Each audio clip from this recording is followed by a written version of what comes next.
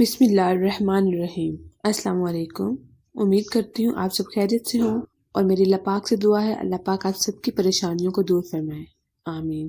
دوستوں، آج ہم بات کرنے والے ہیں ملتان میں جنم لینے والے افغان بادشاہ احمد شاہ ابدالی پر۔ ناظرین، آج ہم احمد شاہ ابدالی کی اصل زندگی کے بارے میں بات کریں گے، جو کہ ایک مسلمان سپہ سالار تھے۔ ویڈیو کو شروع کرنے سے پہلے میں آپ سے گزارش کروں گی کہ اگر ابھی تک آپ نے میرا چینل سبسکرائب نہیں کیا تو سب سے پہلے اسے سبسکرائب کر لیں۔ افغانوں میں ابدالی قبیلے کا سردار اور افغانستان میں ابدالی سلطنت کا بانی احمد شاہ ابدالی کا پاکستان کے شہر ملتان کے ساتھ خصوصی تعلق تھا۔ اس کے والد خان زمان، جو ایک فوجی لشکر کے ساتھ افغانستان سے ملتان آئے تھے، انہوں نے ملتان میں قیام کے دوران یہاں کی خاتون سے شادی کی تھی اور احمد شاہ ابدالی اسی خاتون کے بطن سے ملتان میں ہی پیدا ہوا تھا۔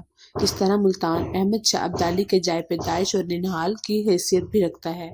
خان زمان کی افغانستان واپسی کے بعد احمد شاہ ابدالی بھی جوان ہو کر افغان فوج میں بھرتی ہوا اور ترقی کر کے افغان بادشاہ نادر شاہ کی فوج کا سپہ سالار بن گیا۔ نادر شاہ کے قتل کے بعد افغان معززین کا لویا جرگہ منعقد ہوا، جس میں احمد شاہ ابدالی کو نیا حکمران منتخب کر لیا گیا۔ یہ جرگہ شیر سرگ بابا کے مزار پر منعقد ہوا تھا۔ اسی دوران سابق شاہ ملنگ نے گندم کا ایک خوشہ توڑ کر ان کے سر پر بطور تاج لگایا اور احمد شاہ کو بطور بادشاہ تسلیم کر لیا گیا۔ احمد شاہ ابدالی کے دور میں افغان سلطنت اٹک سے کابل، کوئٹہ، مستونگ، کلات، سبی، جیکب آباد، شکارپور، سندھ، پشین، ڈیرہ اسماعیل خان، ضلع لور الائی اور پنجاب کے علاقوں پر مشتمل تھی۔ یہ بات قابل ذکر ہے کہ احمد شاہ ابدالی کا سندھ دھرتی کے ساتھ خصوصی تعلق تھا۔ 1160 ہجری میں جب احمد شاہ ابدالی نے افغانستان کی حکومت سنبھالی تو اس وقت سندھ میں میاں نور محمد کلہوڑا حکمران تھے۔ 1161 ہجری میں احمد شاہ ابدالی ہندوستان پہنچا۔ اس وقت اس نے میاں نور محمد کلہوڑا کو شاہنواز خان کا خطاب دیا اور ہدایت کی کہ وہ نادر شاہ کو دیا جانے والا سالانہ خراج قندھار میں پابندی سے ادا کرتے رہیں۔ میاں نور محمد کلہوڑا نے اسے یقین دلایا کہ خراج کی ادائیگی میں تاخیر نہیں ہوگی اور اسے اس سلسلے میں کسی قسم کی شکایت کا موقع نہیں دیں گے، لیکن جب ان کی جانب سے تاخیر ہوئی تو احمد شاہ ابدالی نے ان کے نام فرمان جاری کیا اور تنبیہ کی کہ اگر تم نے خراج ادا کرنے میں تاخیر کی یا کوتاہی کی تو تمہارے ملک کو تاخت و تاراج کر دیا جائے گا۔ میاں نور محمد کلہوڑا احمد شاہ ابدالی سے جنگ کرنے کی پوزیشن میں نہیں تھے۔ ان کو دلی اور اس کے گرد نواح کے علاقوں کی تباہی کا پورا علم تھا اور یہ بات بھی معلوم تھی احمد شاہ ابدالی کے ہاتھوں وہاں کے بادشاہوں، امیروں اور وزیروں پر کیا گزری تھی۔ چنانچہ انہوں نے پہلی فرصت میں دیبا بحریر، اطلس و خمگواب، مشک و عنبر اور اسی قسم کی دوسری پیش بہا اشیاء ایک سفارتکار کے ذریعے قندھار بھجوا دی اور احمد شاہ ابدالی کو اپنی اطاعت گزاری کا یقین دلایا۔ احمد شاہ ابدالی ان تحائف اور سفارتکاری کے انداز سے بہت خوش ہوا اور ایک بار پھر میاں نور محمد کلہوڑا سے دوستانہ روابط کی تجدید کی۔ اس کے چند دن بعد میاں نور محمد کلہوڑا نے محمد محفوظ سرغوش اور مرید خان کو قندھار اور کابل میں مستقل طور پر اپنا سفیر اور وکیل تعینات کر دیا۔ ملتان میں جنم لینے والے افغان بادشاہ احمد شاہ ابدالی میاں نور محمد کلہوڑا اس کے بعد پابندی کے ساتھ سالانہ خراج قندھار بھجواتے رہے، لیکن ایک سال ان کو خراج کی ادائیگی میں تاخیر ہو گئی۔ اس عہد شکنی پر احمد شاہ ابدالی نے مشتعل ہو کر اپنے سپہ سالار جہان خان کو ہدایت کی کہ وہ ایک لشکر لے کر سندھ جائے۔ جب لوگوں نے سردار جہاں خان کی آمد کی خبر سنی تو پریشان ہو گئے۔ ان کی پریشانی دور نہیں ہوئی تھی کہ خود احمد شاہ ابدالی بھی اپنی فوج کے ساتھ سندھ میں داخل ہو کر محمد آباد کے ریگستان تک پہنچ گیا۔ میاں نور محمد کلہوڑا کو اپنی جان بچانا مشکل نظر آئی تو انہوں نے اپنے دیوان گدومل سے کہا کہ وہ کسی طرح احمد شاہ ابدالی کے حضور میں حاضر ہو کر اسے اطاعت اور فرما برداری کا یقین دلائے۔ گدومل سکھر کے پل سے مستل احمد شاہ ابدالی کے لشکر گاہ میں پہنچا۔ 2-3 روز تک ملاقات کی کوئی سبیل پیدا نہیں ہوئی۔ بڑی کوششوں اور دشواریوں کے بعد اسے احمد شاہ ابدالی سے ملاقات کی اجازت دی گئی۔ گدومل ایک زیرک، مدبر اور معاملہ فہم شخص تھا۔ اس کو احمد شاہ ابدالی کی دل کیفیت اور غضبناکی کا پورا اندازہ تھا، چنانچہ اس نے عفو توقیر چاہتے ہوئے اس کی خدمت میں گراں قدر تحائف کے ساتھ مٹی سے بھری ہوئی چند بوریاں بھی پیش کی۔ احمد شاہ ابدالی نے اس سے سخت لہجے میں پوچھا، ان بوریوں میں کیا ہے؟ گدومل نے ہاتھ جوڑے اور بولا، ان بوریوں میں سندھ کے بزرگوں کی قبروں کی مٹی ہے۔ ہم غریب لوگ آپ کی خدمت میں اس سے زیادہ عظیم تحفہ پیش نہیں کر سکتے۔ چونکہ احمد شاہ ابدالی کو اولیاء کرام سے دلی محبت تھی، اس نے بڑی عقیدت سے مٹی کی ان بوریوں کو قبول کیا اور پھر سندھ کے رہنے والوں پر کوئی سختی نہیں کی۔ میاں نور محمد کلوڑا نے 12 صفر سن 1166 ہجری کو وفات پائی۔ تمام امیروں نے اتفاق رائے سے ان کے بیٹے میاں محمد مرادیاب خان کو عمر کوٹ کے مقام پر سندھ کا حکمران بنایا ہے۔ احمد شاہ ابدالی اس وقت نوشیرہ میں تھا۔ اس نے محمد مرادیاب خان کی بادشاہت کی توثیق کر دی۔ یہی نہیں بلکہ اسے شاہ نواز خان کا خطاب بھی عطا کیا۔ ان دنوں شکارپور، کلہوڑا، دائی بوتوں اور بلوچوں کے درمیان وجہ تنازع بنا ہوا تھا۔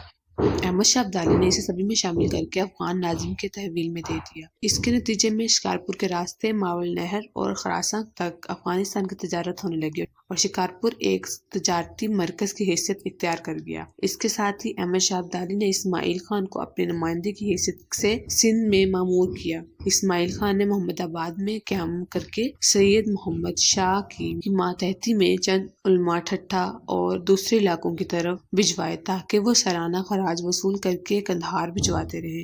اس زمانے میں احمد شاہ ابدالی کا ایک سفیر محمد بیگ شاملو بھی ٹھٹھہ پہنچا۔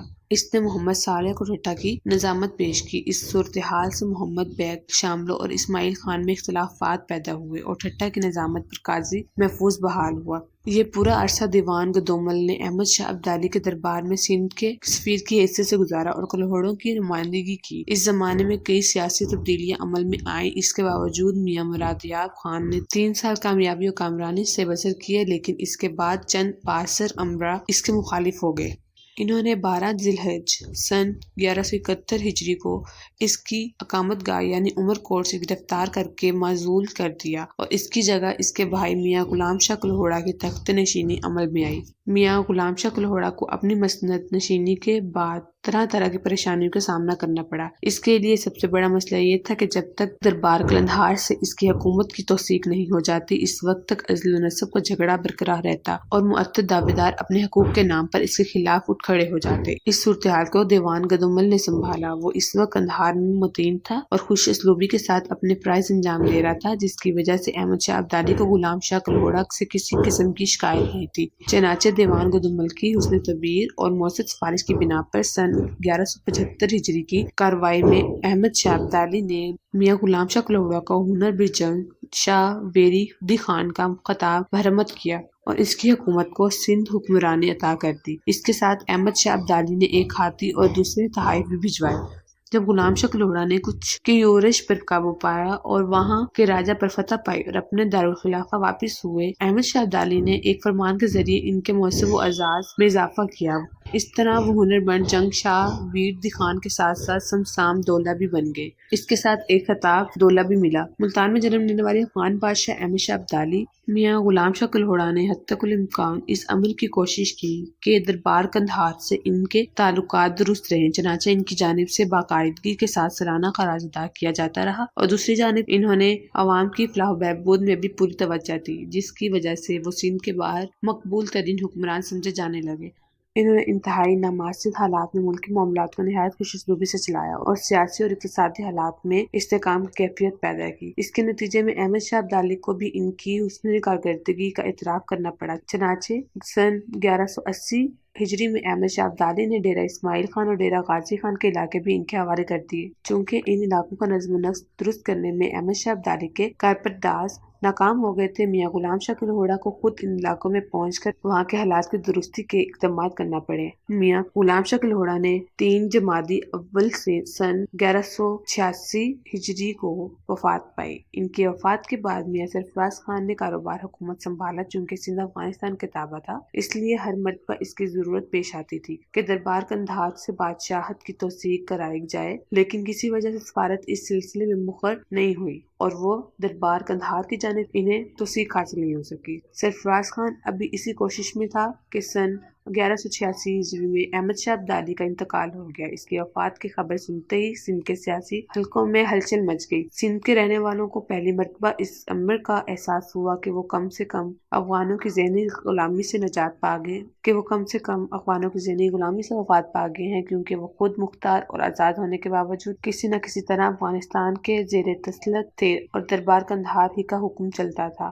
ابھی سندھ کے رہنے والے چین سکون کا سانس بھی نہ لینے پائے کہ خبر آ گئی کہ احمد شاہ ابدالی کی جگہ اس کا بیٹا تیمور شاہ حکمران بن گیا۔ تیمور شاہ نے تخت نشین ہونے کے فوری بعد سندھ پر توجہ دی، جو کہ افغان سلطنت کی آمدنی کا سب سے بڑا ذریعہ تھا، اور یہاں خراج کی مد میں سالانہ لاکھوں روپے حاصل ہوتے تھے۔ چنانچہ تیمور شاہ نے سرفراز خان کو توثیق عطا کر کے خدایار خان کے خطاب سے نوازا۔ اس طرح ابدالیوں اور مزید سندھ پر قبضہ جمائے رکھنے کے موقع دوبارہ حاصل ہو گئے۔ امید کرتی ہوں یہ ویڈیو آپ کو بہت پسند آئی ہوگی۔ ابھی کے لیے اجازت چاہتی ہوں۔ اللہ حافظ۔